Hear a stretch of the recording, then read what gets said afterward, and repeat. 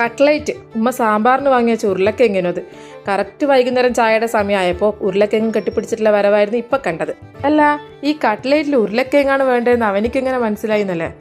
അതൊക്കെ അറിയാം. അവനിക്ക് ഇഷ്ടപ്പെട്ട ഐറ്റംസാണ് ഉണ്ടാക്കുന്നതെങ്കിൽ ഫുഡ് ഇൻസ്പെക്ടറെ പോലെ അടുക്കളയിൽ തന്നെ ഉണ്ടാവാറുണ്ട്. അപ്പോൾ ഞാൻ എന്തായാലും എളുപ്പപ്പണിയാണ് നോക്കുന്നത്. ചിക്കനും ഉരുളക്കിഴങ്ങും കൂടി വേവിച്ചെടുക്കണം. അപ്പോൾ അതിലേക്ക് മഞ്ഞൾപ്പൊടി, കുരുമുളക് പൊടി, ഉപ്പ് മാത്രം മതി. കുറച്ച് ഇഞ്ചി വെളുത്തുള്ളി പേസ്റ്റും. പിന്നെ ഇതൊരു സവാള വാടാൻ വെച്ചിട്ടുണ്ടായിരുന്നു. സവാളയിലേക്കും കുരുമുളക് പൊടിയും മഞ്ഞൾപ്പൊടിയും പിന്നെ ഉപ്പും ഗരം മസാല ഇട്ട് കൊടുത്തിട്ടുണ്ട്. പിന്നെ ഉരുളക്കിഴങ്ങ് ഉടച്ചിടാം, ചിക്കൻ ഉടച്ചിടാം. ഇനി ഇഷ്ടമുള്ള ഷേപ്പിലേക്ക് മാറ്റിയെടുക്കാം. പിന്നെ ഇത് ഒരു മുട്ട ബീറ്റ് ചെയ്തെടുക്കുന്നുണ്ട്. അങ്ങനെ ഇരിക്കുമ്പോഴാണ് ഞാൻ ആ സത്യം മനസ്സിലാക്കിയത്, ബ്രെഡില്ല. തൽക്കാലം ഇത് വെച്ച് അഡ്ജസ്റ്റ് ആക്കാം.